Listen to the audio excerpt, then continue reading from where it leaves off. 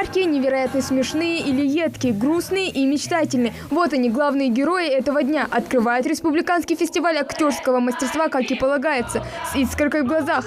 Весь сегодняшнего мероприятия никаких ограничений. Для нас театральное направление является очень приоритетным, и с этого года на уровне Министерства просвещения Российской Федерации принято решение о том, чтобы в каждой школе в обязательном порядке создать театр. От классики до модерна, от зарубежной до родной ингушской литературы. Ограничений жанров фестивальных спектаклей нет. Участники могли выбрать любые произведения писателей. Театральный Олимп-2022 – это площадка, где каждый может показать свой талант. Сегодня за звание лучших в своем направлении борются 9 команд со всех школ республики. Перед стартом по традиции жеребьевка. Первыми выступает команда Карабулакской гимназии.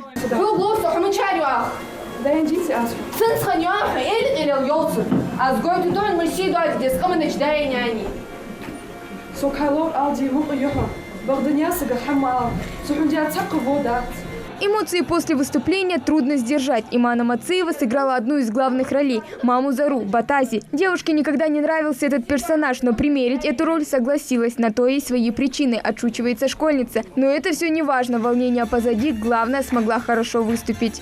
Отрицательного персонажа, в принципе, играть несложно, если ты вживаешься в свою роль. Тем более для меня это не было сложно. А вот Назрановская гимназия за основу своего выступления взяла пьесу классика итальянской драматургии Эдуардо де Филиппо «Риск». История повествует о непростых взаимоотношениях одной супружеской пары из Неаполя. Приехавший из-за границы Микеле встречает своего старого доброго друга Артура и предлагает ему снимать комнату в его доме. Но вскоре Микки понимает, Артур уже не тот человек, которого он знал много лет назад. Тебя знаю, по твоей милости от меня остались только кожа до кости. Для меня вообще никаких развлечений не существует.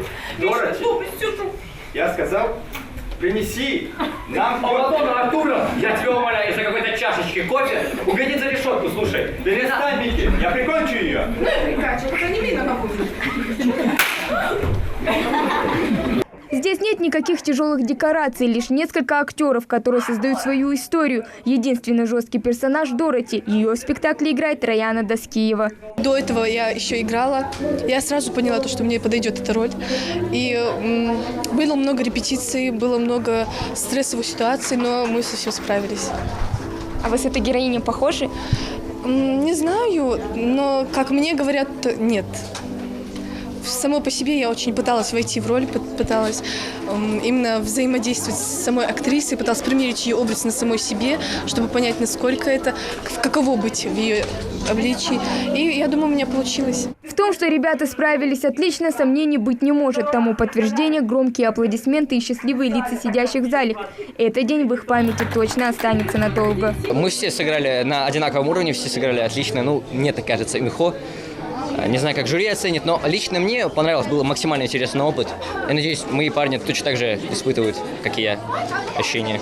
Конкурс проходит в 2 этапа – заочный и очный. В первом, он же отборочный, ребята отправляли свой видеоматериал на оценку. Те, кто справились с домашним заданием, проходят следующие: грамотная речь, артистичность, выразительность. Здесь ребят будут оценивать опытные жюри, которые, кстати, признается, главное не победа. У нас молодые люди, они, может, пускай не будут артистами в дальнейшем, но они будут выезжать и в столицу нашей Родины, Москву, и Санкт-Петербург. Это театральные города. А не только эти 2 города, но везде театры находятся. Они будут посещать театры, будут оценивать других, как играют у нас там актеры в театрах, как играют в других столичных вузах. Вот это полезно, я думаю, для развития молодого человека это очень полезно. Я считаю, что многие школы очень серьезно отнеслись к выбору репертуара. Это и зарубежная классика, российская классика. Что отрадно, есть и произведения наших ингушских писателей. Это Идрис Базоркин, Ерихан Гагиев. И театральные постановки не только на русском языке, но и на ингушском. Выступать на большой сцене и получить море оваций – самый главный приз, делятся участники. Ну а имена победителей будут известны совсем скоро. Лучших пригласят работать в ингушский театр. Хава Гагиева, Мухаммед Белакиев, Хамзат Халухоев. Новости 24.